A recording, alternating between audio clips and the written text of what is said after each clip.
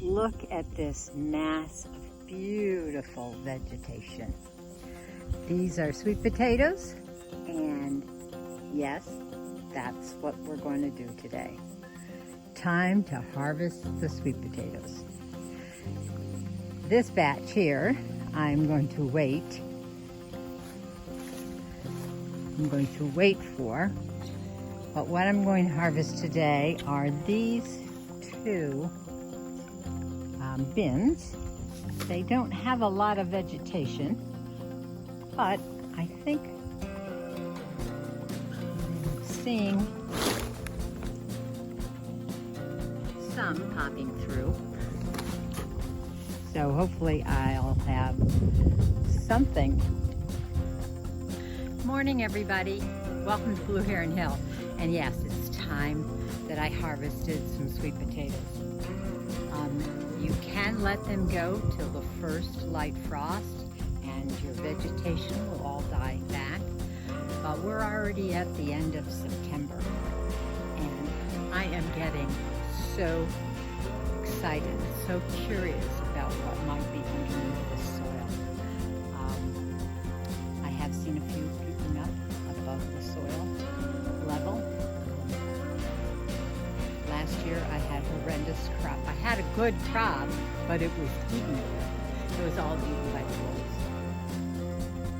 And so this year I've planted them all in these big bins, like 35-gallon totes. So I'm hoping that because I planted them in grow bags last year, that the voles ate right through the grow bags and got into it, that this will have solved, hopefully solved that problem. So let's get to it and see if I have some whole potatoes underneath here. Let's go digging in the dirt. Come on. I'm going to cut off the vegetation. That'll just help me get into this bin a little bit better. Now, before we do that, this is valuable. Totally edible. I've not tried it. I'm going to feed this to the chickens, and I'm going to feed this to the bunnies.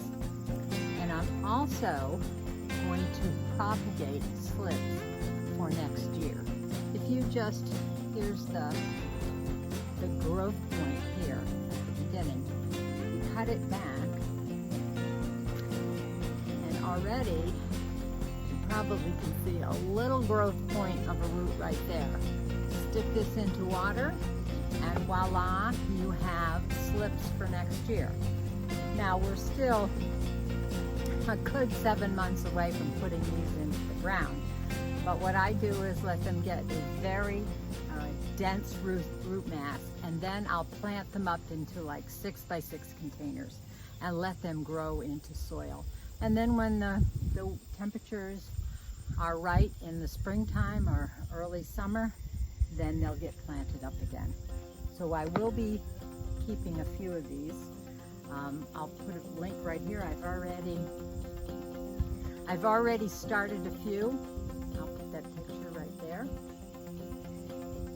And I'm well on my way to next year's crop. So I am going to take a couple of these.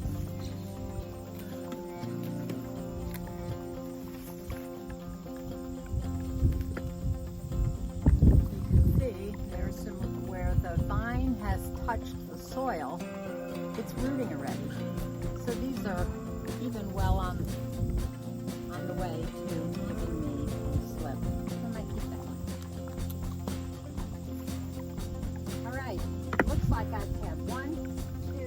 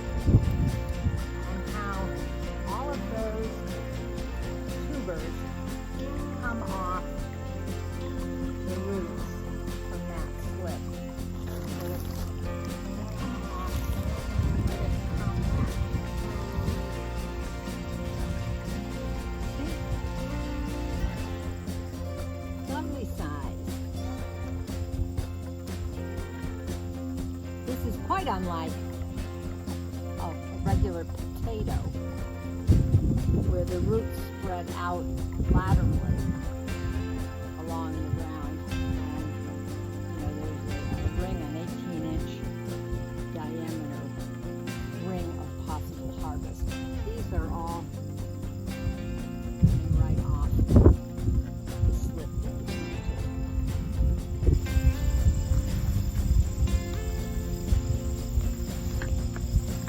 See if I can get this one up. Okay, good.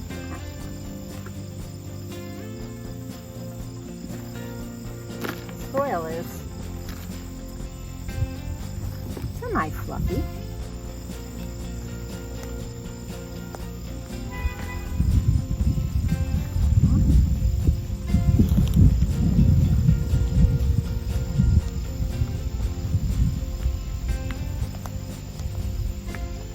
Here are the roots breaking.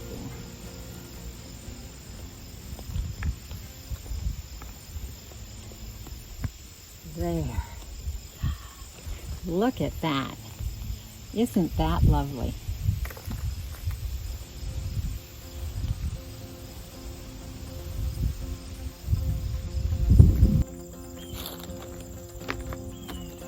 I thought maybe I might dump this out and see if there's anything lurking down beneath the soil. But before I do that, just wanted to say, this still is good soil. I will amend it next year with compost and some more nutrients.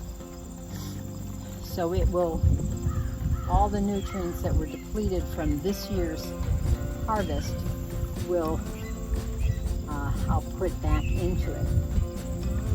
And it seems as though, at least this particular one, it kept the voles out. This heavy-sided toad.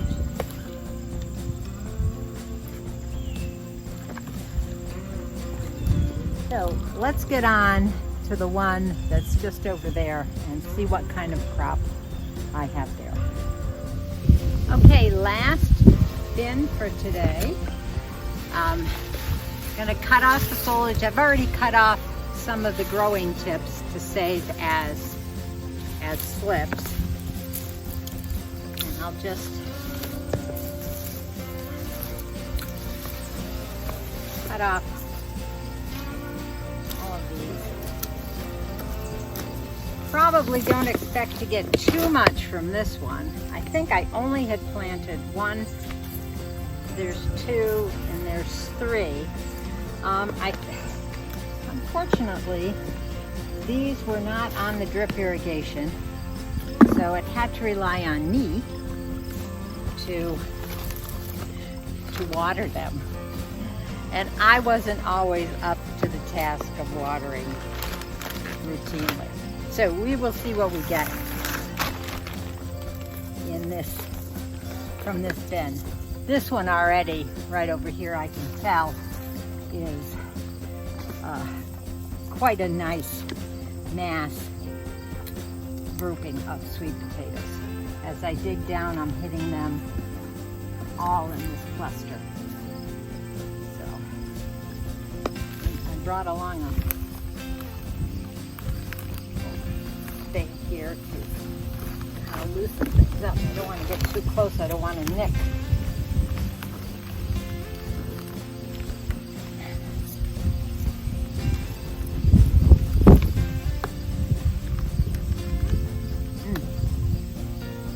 Hear the roots breaking.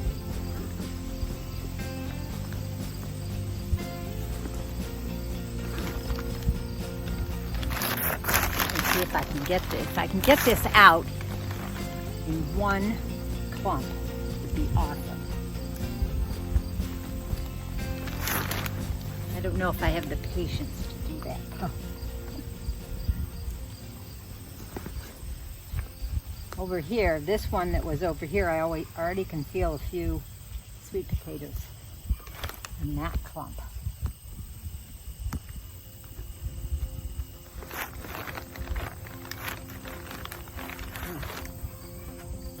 Okay, here we go.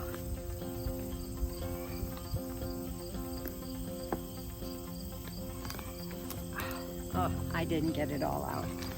Here's 1, 2, 3, 4 that I left behind. And that's still all of these right here. Great. Great cluster of sweet potatoes. Oh, am I so happy. So far, this is almost more than I got last year.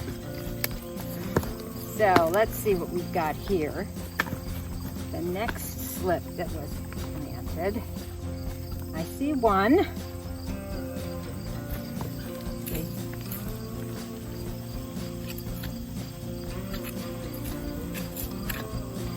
Really don't want to nick.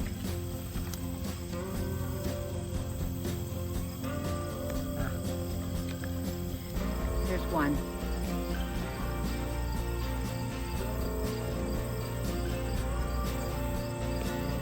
As I brush the dirt off here, you can see a few that I'm breaking the soil.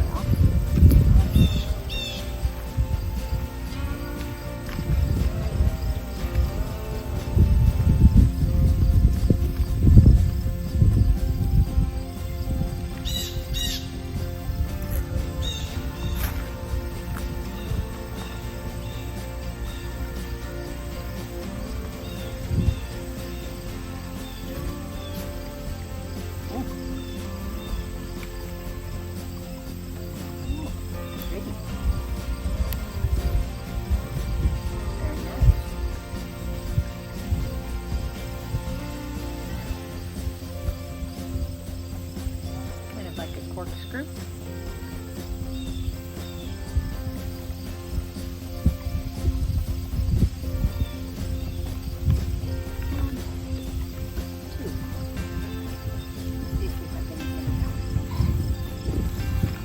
All right, I think that's a pretty good crop. You can see all that.